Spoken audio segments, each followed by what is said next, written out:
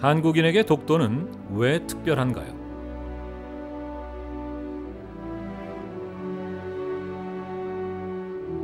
대한민국의 동쪽 끝, 동해바다에 위치한 아름다운 섬 독도. 동도와 서도, 그리고 89개의 작은 바위섬. 한국인에게 독도는 그저 동해바다의 작은 섬이 아닙니다. 21세기 아시아 평화를 이루고자 하는 한국 청년들의 미래입니다.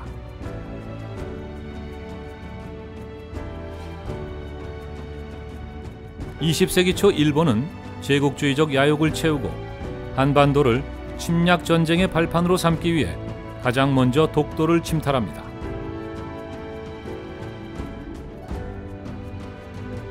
전략적 요충지 독도를 불법으로 빼앗고 이를 통해 러일 전쟁에서 승리하게 됩니다. 일본 정부가 독도를 일본의 영토라고 주장하는 것은 과거 침략 전쟁을 위해 강탈하고 식민 지배했던 나라의 영토를 다시 빼앗겠다는 의미입니다. 그래서 한국인에게 독도는 대한민국의 주권과 독립입니다. 한국 청년들이 일본으로부터 독도를 지키는 것은 일본 제국주의 과거사 문제를 해결하는 것이고, 과거 전쟁 범죄의 그늘에서 벗어나 아시아 평화를 이루는 길입니다. 제국주의 시절로 시간을 되돌리려는 일본 정부. 2014년 2월 일본의 아베 총리는 이렇게 말했습니다. 일본 청소년들이 독도가 일본의 고유 영토라는 것을 명확하게 말할 수 있도록 하는 것이 매우 중요하다.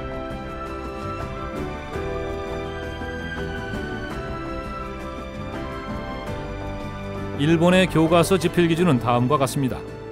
다케시마는 일본 고유의 영토다. 다케시마는 한국이 불법으로 점거하고 있다. 또한 전 세계에 파견된 일본 외교관들에게도 독도를 세계인들에게 알리는 임무가 주어졌습니다. 한국의 독도, 중국의 다오이다오, 러시아의 쿠릴 열도에 대한 일본 영유권 주장을 국제사회에 홍보하기 위해 일본 정부는 국제 네트워크 구축 사업을 진행하고 있습니다.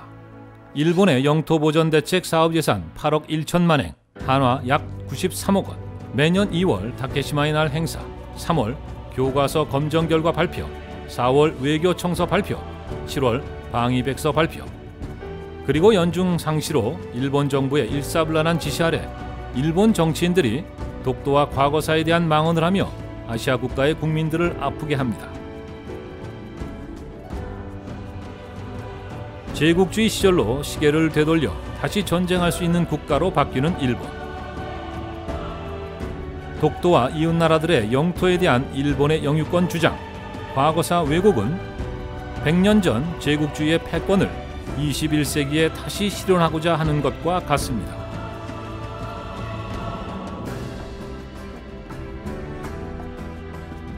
이것은 또한 아시아인의 무고한 희생을 역사 속에 묻어버리려는 반평화적 행위입니다.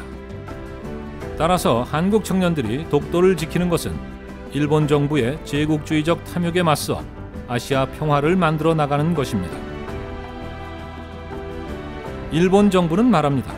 독도는 한국과 일본의 영토 분쟁일 뿐이라고. 하지만 한국 청년들은 말합니다. 독도는 단순한 영토 분쟁이나 정치적 논란이 아니라 일본 제국주의가 자행한 전쟁 범죄 문제이고, 일본의 전쟁 범죄는 동일한 시기에 독일의 나치즘과 같다고 말입니다. 독도가 일본 영토라고 주장하는 것은 나치가 자행한 전쟁 범죄를 부정하는 것과 같으며, 이는 곧 제국주의 침략 역사의 부활입니다. 한국 청년들이 세계인에게 독도를 홍보하는 것은 단순히 일본과의 외교적 갈등을 해결하기 위한 것이 아니라 일본의 제국주의 청산을 위한 아시아 평화 대사 활동입니다. 일본은 말합니다. 역사적으로 독도는 일본의 영토라고. 그러나 일본의 역사적 기록에도 독도는 한국의 영토였습니다. 일본의 최고 권력기관인 태정관에서 독도가 한국 땅임을 밝혔습니다. 1876년 10월 일본 시마네현은 토지기록부 편찬 사업을 진행하면서 울릉도와 독도를 시마네현에 포함시킬지를 일본 내무성에 공식 문의하였고, 이에 태정관은 울릉도의 독도는 일본과 무관하다고 언명했습니다. 또한 지령의 부석 지도로 독도와 울릉도가 한국의 영토임을 설명했습니다. 오늘날 총리실에 해당하는 태정관에서 발행한 문서와 지도인 태정관 지령과 기죽도 약도를 통해 일찍이 일본은 독도가 한국 땅임을 선언했던 것입니다. 일본은 말합니다. 샌프란시스코 강화조약에서 미국이 독도는 일본의 영토라는 의견서를 냈다고 말입니다.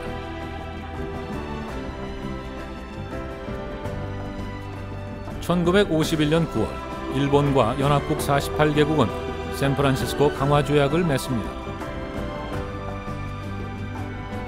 조약 초안 작성 당시 미국 국무부 차관보 러스크가 주미 한국 대사에게 보낸 서한을 통해 독도는 조선의 일부로 취급된 적이 없으며 일본 시마네현의 관할에 있다는 내용을 밝혔다며, 이를 근거로 일본은 독도가 일본의 영토임을 주장하고 있습니다.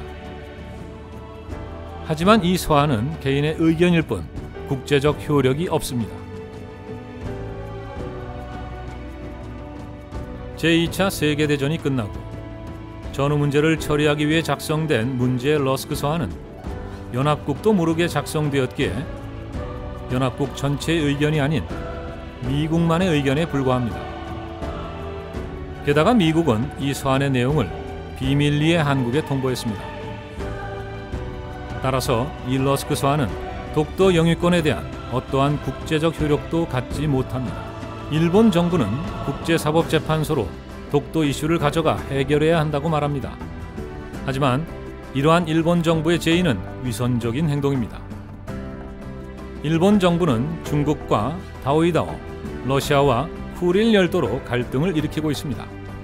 그런데 일본은 독도에 대해서는 국제사법재판소에 의한 해결을 주장하면서 다오이다오에 대해서는 국제사법재판소에 가야 한다고 주장하지 않습니다. 자신들이 실효적으로 지배하고 있는 영토는 국제사법재판소에 가길 거부하고 대한민국이 실효 지배하고 있는 독도는 재판할 것을 주장하는 이중적 태도를 보이고 있습니다. 세계인들은 묻습니다.